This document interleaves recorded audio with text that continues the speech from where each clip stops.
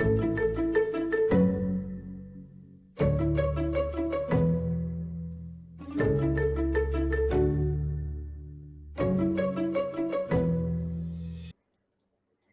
morning, good evening, good afternoon, depending on where you are. Okay. Where's everyone from? Ghana, Brazil, what else? I see that we have Mongolia, Ethiopia, Turkey. So nice to have you guys here.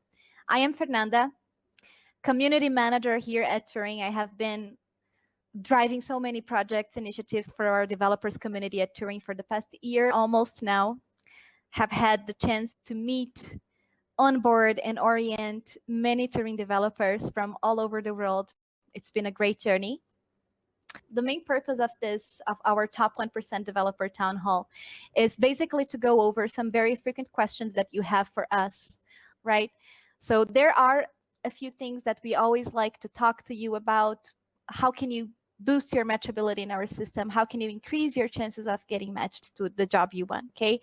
Ultimately, this is also a great opportunity for you to get to meet our Turing team. We're going to have Turing folks here talking to you. So without further ado, let me start sharing my screen so we can officially start. So let's start by today's speakers panel. Today in this town hall, we'll have our head of matching at Turing, Matko, along with Igor and Pedro. So one of the things that we like to do in our town halls is have our Turing developers who have been through the same process that you guys are going through, gone through our tests and have been matched to one of our partner companies. And they are now enjoying a great remote job with one of our top US companies, right? So they are going to have two Turing developers joining us on stage, Igor and Pedro. Igor is a full stack developer hired through Turing, and Pedro is a senior software engineer who is working with our internal team. We will start by covering some top, very frequently asked questions.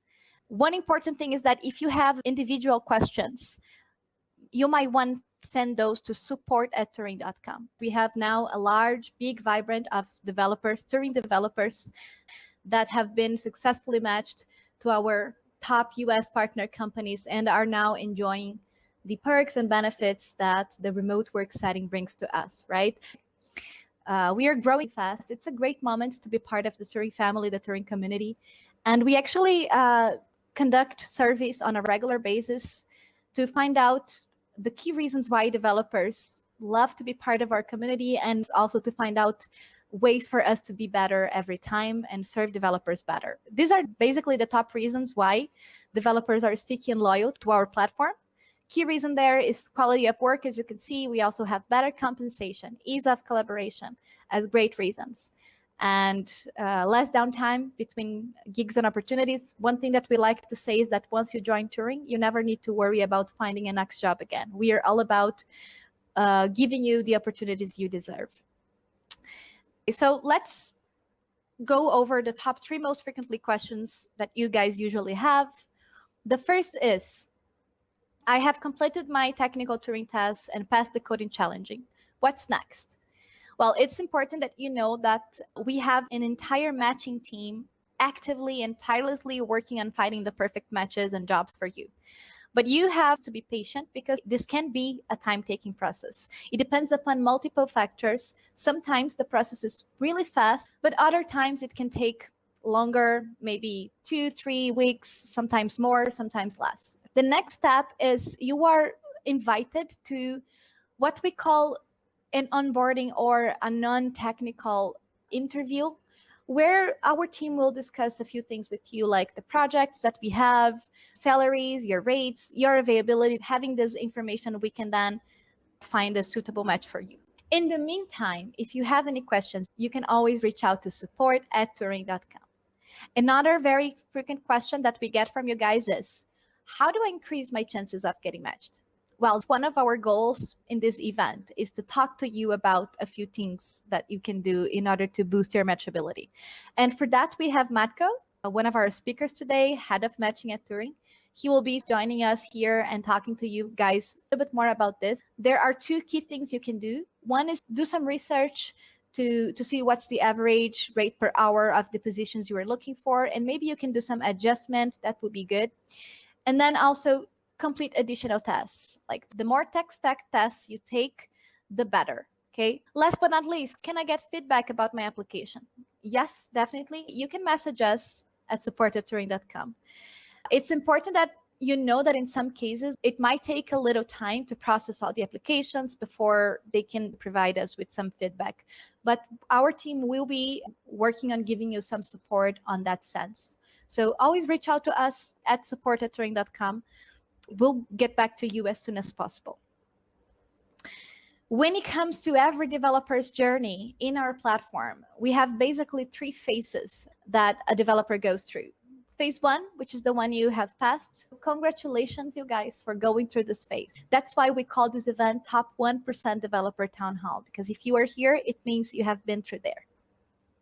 Now you are in phase 2, and that's the phase that most of you guys here today are going through, where you are supposed to finalize your resumes, take additional tests if possible, keep improving your skills, and hopefully getting job offers. When you're matched to a client, then you are on phase 3, meaning that you are billing active, just like Pedro and Igor, our Turing developers. So they are already working with our partner companies. In order to talk to you a little bit more about this phase 2 process, I want to call Matko on stage so he can introduce himself and start guiding you guys through the most important aspects of this phase. Hi, Matko. Hi, Fernanda. Just to introduce myself briefly, my name is Matko, and I'm leading a team of people responsible for selection and success of the developers that we have registered on the platform with our clients. Hopefully, you're seeing me and hearing me speak for the first time. That would mean that we did some good job with previous attendees. If you're hearing me for the second time, we'll try to figure out what's wrong. Let me just quickly share my screen, right? And as I said, I lead a team of people who are responsible for your success. And there's a bunch of us, and we do a lot of work with a lot of clients month over month. But if it were only just us, it would never be possible, right? Considering the number of developers that we have on the platform and considering the number of client requests. So the invisible player in all of this is our matching algorithm, which has a large part in how things develop from this point. And I'll try to explain briefly how this thing works, because right now you are at the stage where you need, in gaming terms, beat the matching algorithm. So whenever a client gives a request to us, they have a position they want to fill, or they have several positions they want to fill, they put in their request through the tool that we have provided them, and that request gets parsed through the matching algorithm, and that specific matching algorithm does some sort of ranking, right? We have a bunch of talented data science guys and data engineering guys working in the background as well, who are responsible for maintaining this ranking algorithm. And whenever the job comes in, all of your names get pulled through the algorithms, and my team takes a look at the selection, at the shortlist that the computer made, and we make a final decision. Why are we doing this? Because no algorithm is perfect at this point, and we still have to verify it. So in order for this matching algorithm to work, we need data. And the only people that can provide this data is you. And the data that we are looking for at this specific point is, what do you know? And what did you do? If you are here, you have been through our testing, right? Some of these relate to you, some of these do not. Some of these are within your area of expertise, some of these are not. But still, this is something that you do know. You either know AWS or Node or PHP or whatever. And whenever you take a test and you pass the test, it gets flagged as something that we as human team and our matching algorithm is confident. And the thing is, client requests are never really that simple. Whenever they are inputting their request, they will rarely input just PHP or just React. They are usually looking for experienced people, and they are expecting from these developers to know many things, regardless of whether it's a front-end role or a back-end role or DevOps role or any other kind of role. They will rarely look for just single technology. And even if they are looking for a single dedicated technology, right, like React or PHP, they will also look for what we call supporting technologies, things like Next.js or WordPress or Firebase and so on. And many of you, when you come to these tests, you take one or two of these tests, and the platform lets you to proceed further because essentially you pass the minimum requirements that you need to go through. But at a later stage, when we pull in our matching ranking, it doesn't work so well. Because if you have, let's say, 2 tests passed and the client is looking for 5, in the current list that will be deployed, you will be downranked, essentially. So the point of this is to go back and to take as many tests that you can. Firstly, it will help you go higher on our algorithm ranking. The second thing would be that once the human team looks at your profile, they will see what you did and how well you do. One thing to keep in mind is not to go back and take any test that you can imagine. So the point of this is to be taking only tests that you have professional work experience with, not just the test that you did some side project with, but the technology that you have worked in professional capacity, in a team, in production environment, and so on. Let's say that you went back and you passed these tests. You spend some time, you pass 5 or 6 of them, and you end up at the top of our list. The next thing that will happen is we will go through your profile and see, do these tests make any sense to what you have been doing in the past? So we will go through your resume and we will see whether these things align, whether these things match. So usually we see resumes that are not very well written or that are incomplete.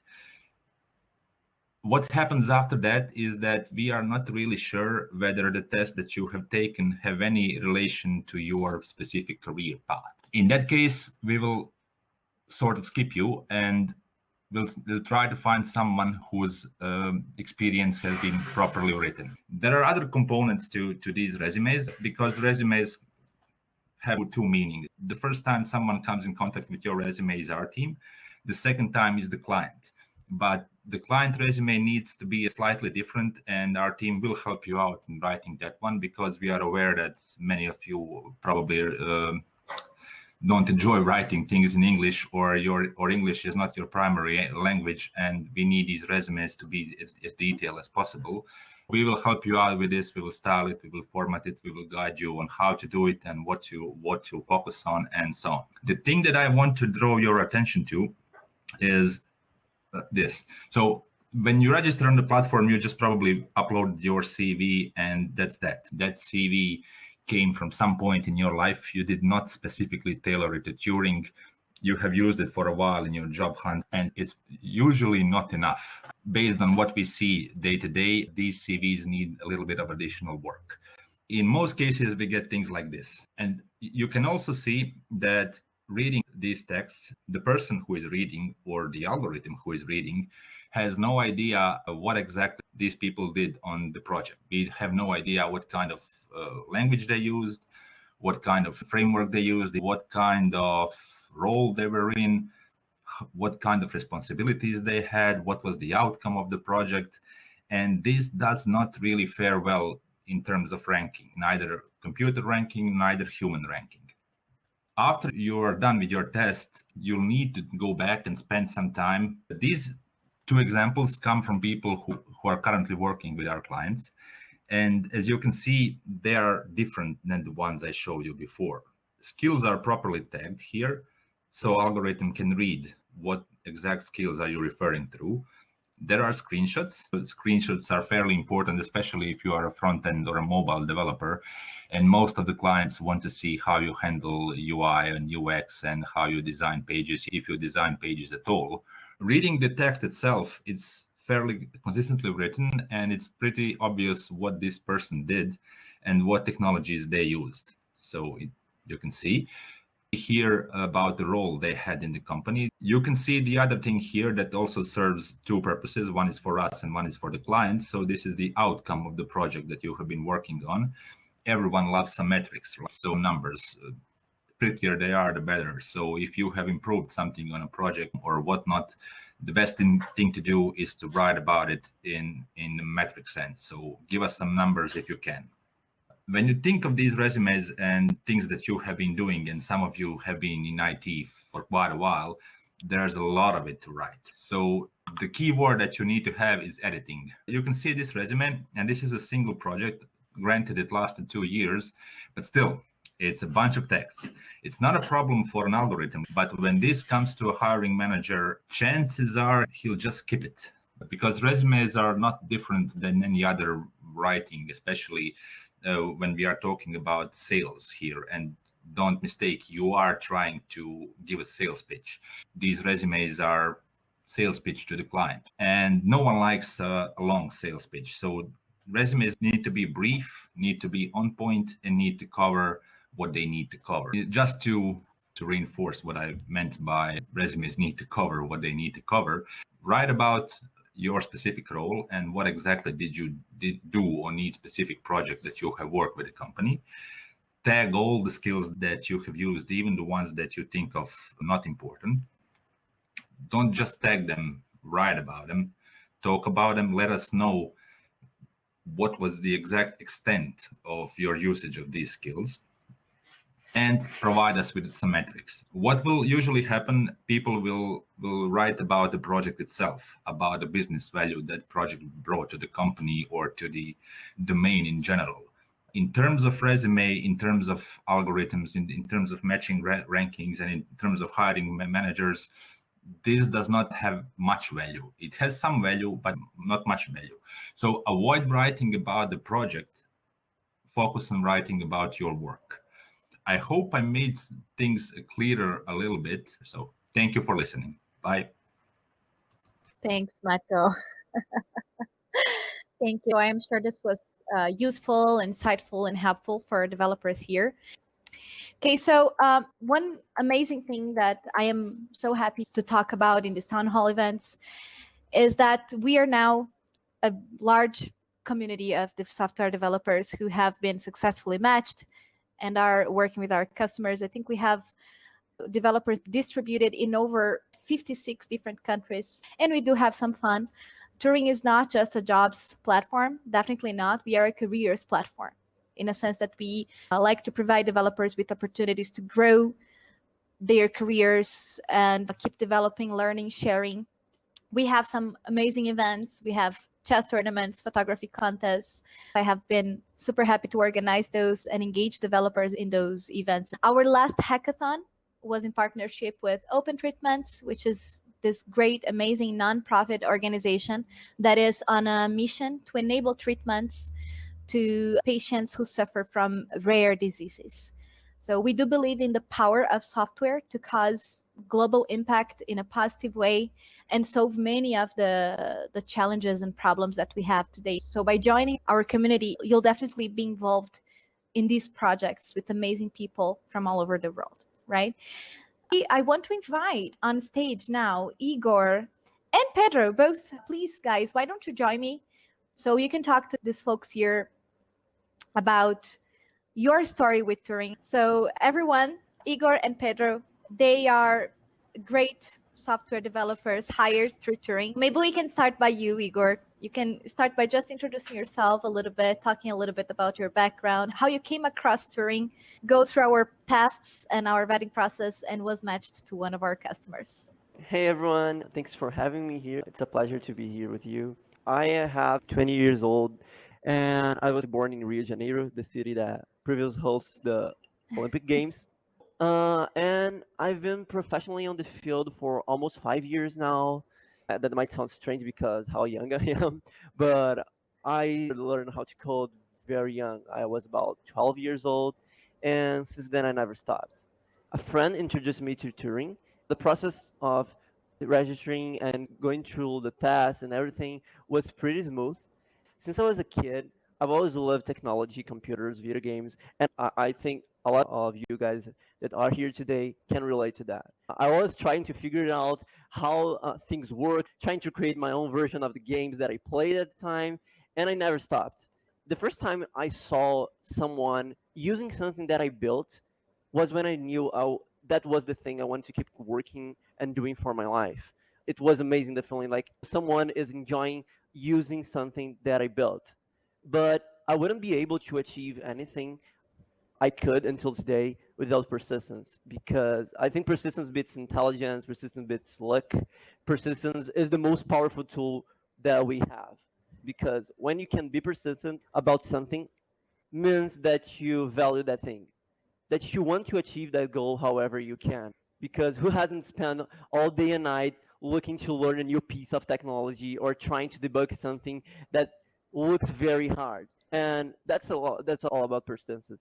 Uh, Yeah, well, are amazing, the Igor. That's nice because we have had many developers participate in these town halls, and it's a very diverse pool. We have all sorts of ages, different countries, nationalities. It's a very diverse community. But I think you are the youngest to be here right now, and I think this shows that to us at Turing, what matters most is not only how experienced you are, how passionate you are, but also how willing you are to keep exactly, growing and keep persistent, improving yourself. In case you're not there yet, what can you do to keep improving, keep exactly, going better? exactly. One thing that is interesting, I think you and Pedro have in common, you both had maybe a little bit faster than average process after you cleared the tasks until you were reached out by our team. Pedro, how was your process? My process took about a week getting to the platform, taking some tech stacks, being interviewed in the Life Code Challenge, and then getting the job offer. So about a week, 2 weeks at Yes. most. And then I was on a vacation trip, so I finished my job offering in a vacation. That was really nice. Yeah, absolutely, absolutely. Well, Igor is working with one of our partner companies. What's your field in the industry with your customer, Igor? They do auto refinancing, vehicles refinancing. Awesome. And Pedro ended up being invited to work in our internal team, right? Yeah, I work at Turing platform, but right now I'm doing a side project with a beverages company, big beverage company. Awesome. That's great. Fantastic, you guys. Igor, how was the process like? Who contacted you first at Turing, and how was the onboarding calls with your customer? How was this process? I don't recall exactly who contacted me first. I think it was my matching manager. The process went quite fast, I think, for me at least. I know that might not be the case for everyone, but since I did the tests and passed the technical vetting interview, it's like 2 days to get my first match, and that first match was amazing. I had an interview with the company I'm working on today, and I love them. And my experience with them, the onboarding experience with them was amazing. To be honest, I think this is my best work experience I have ever had. Amazing. We're so glad to hear that. I think another Really? thing you both did, you took different tech stack tests, right? When you were going through the test process. Is that right? Yeah, I think one of the best things on Turing are the technical tests. They can sound boring sometimes because you enter there and you see that screen with a bunch of different tests and maybe even scary. I feel they are very powerful tool to allow companies to know what you're capable of, without having to go through technical tests on every single interview that you have. Of course, sometimes you will be required an additional test, but most of the times they already know what you know because you already passed the test. I did a lot of tests when I joined Turing. I did every test that I could because what I thought at the time was maybe the knowledge that I currently have on this piece of tech and what Turing can evaluate of it might not be enough for a senior position, but sometimes this is enough to accomplish the client needs. Yes, that's a great insight. Even if you don't master in a specific piece of tech or a specific skill, go there and try. Maybe take some time to do some preparation, study a little bit, and try it again. Because maybe, as Igor said, the level you have is enough for the customers. I think you did the same, right, Pedro? You took many tests as well. Yeah, I took many tests, and it's pretty much like Igor said. You don't need to master all of them, but I think the set of skills that you say that you have experience and prove it through tests, plus the resume, all that together builds you, builds how the company see you for each job. No, I can be a master in React plus Node, But if I don't know some kind of databases or some other tools that help me as a whole for the jobs, it doesn't matter if I can take 10 of 10 questions in one tech stack, but I need other skills. I need to prove to the companies that I know. That's why it's a better strategy to take a lot of tests and prove that you know what you say you know. You don't have to do all the tests at once. Take some time between them Yeah, because take a deep breath, yeah, study a little, do some refreshing the memory and the concepts, and do the exactly. test. Yes, absolutely. So, Igor, is there any other tip other than being persistent? Any other thing that you would recommend everyone? I have a bunch of things. I think two main things. I see friends of mine making the same mistakes, and a lot of people that I bump into making the same basic mistakes while being on the job market. Like the first one is about your resume. Turing helps with that a lot because Turing had that space for you to feel your previous works experiences, and I think that helps a lot. Do provide the most context that you can there, and of course, try not to be overextensive, but say what you helped the companies or the jobs that you had, what were the challenges that you faced, and how you and your team overcame that challenge. And also, there's a space for you to be free. So if you already have like a big past experience with very years of work, select the most relevant ones and put there. And maybe even write a little small text about what you did there or what you accomplished there. And reserve some space also to talk a little bit about yourself. Not too much, just a paragraph maybe, and say things about yourself. What motivates you to do what you do, and things like that will help you to be a highlight between a bunch of other resumes that the interviewer or the company are looking at. And Yeah, I think that's interesting. that's very Like, important. And the last tip that I have is when you are being interviewed. And one thing that I see a lot is the person being interviewed is quiet and only answering questions. And they look like a robot and they yeah, are serious. Don't do that. Smile. Smiling is more powerful than you think. Because when you smile, it will help the interviewer connect with you and they will know that you listen to them and that you were interested. And don't only reply to the questions, but ask the questions yourself. Do a little search before the interview about the company and ask things about the company, the projects, the challenge that they are facing. That will help you and the interviewer connect aside from the technical aspect. Because be sure they are not only hiring you because you're a good developer, you're a good engineer, you're good at data science. They're helping you because you're a good a professional at all. fantastic, Igor. Yeah, I couldn't agree more. So as community manager, like I have been in touch with so many developers, helping them with their engagements, and definitely communication skills is something so important for modern days remote developers. It's not only about being a great developer, it's about being a great communicator.